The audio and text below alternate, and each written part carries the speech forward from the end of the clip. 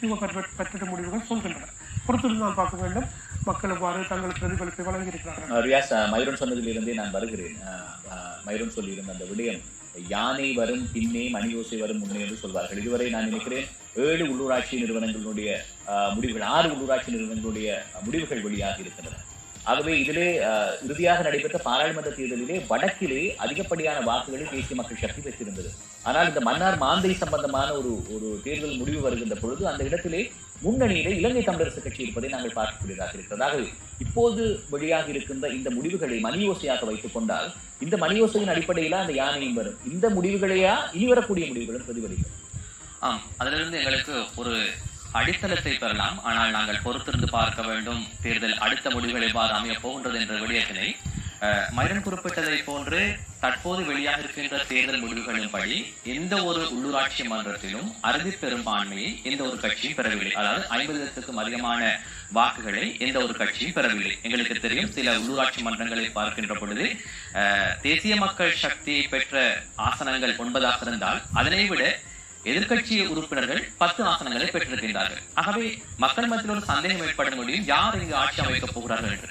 ஆட்சி அமைக்கின்ற விடயம் சம்பந்தமாக நாங்கள் பேசுகின்ற பொழுது எதிர்கட்சிகள் இணைந்தால் அவர்களுக்கு ஆட்சி அமைக்க முடியும். ஆகவே யாருக்கு இந்த நகரசபை தலைவர் பதவி அல்லது மேயர் பதவி வழங்க வேண்டும் என்று 4 எதிர்கட்சிகள் இணைந்து நாங்கள் இந்த உள்ளூராட்சி மன்றத்திலே ஆட்சி அமைக்க நினைத்தால் அவர்கள் இணைந்தால் அதனை செய்ய முடியும். ஆனால் அது எந்த அளவு தூரத்துக்கு சாத்தியமாகும் என்ற விடயம் நாங்கள் தொடர்ந்துதான் பார்க்க வேண்டும். ஆகவே இந்த உள்ளூராட்சி மன்ற தேர்தலை பொறுத்த மட்டும் இந்த தேர்தல் முறையில் இருக்கின்ற முறைமை இதுதான்.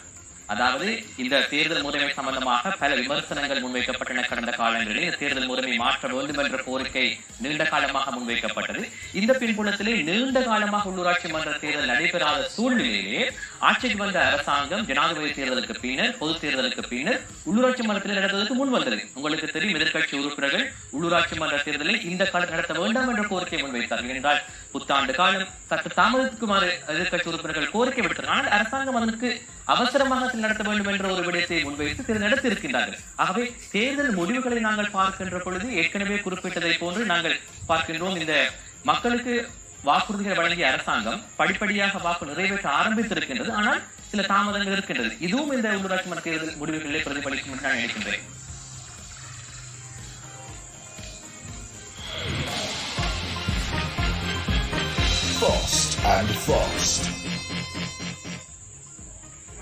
මහනුවර දිස්ත්‍රික්කයේ වත්තේගම නගර සභාවේ ඡන්ද ප්‍රතිඵලය ජාතික ජන බලවේගය ලබාගත් ඡන්ද සංඛ්‍යාව 2028ක් ප්‍රතිශතයක් ලෙස 44.16ක්.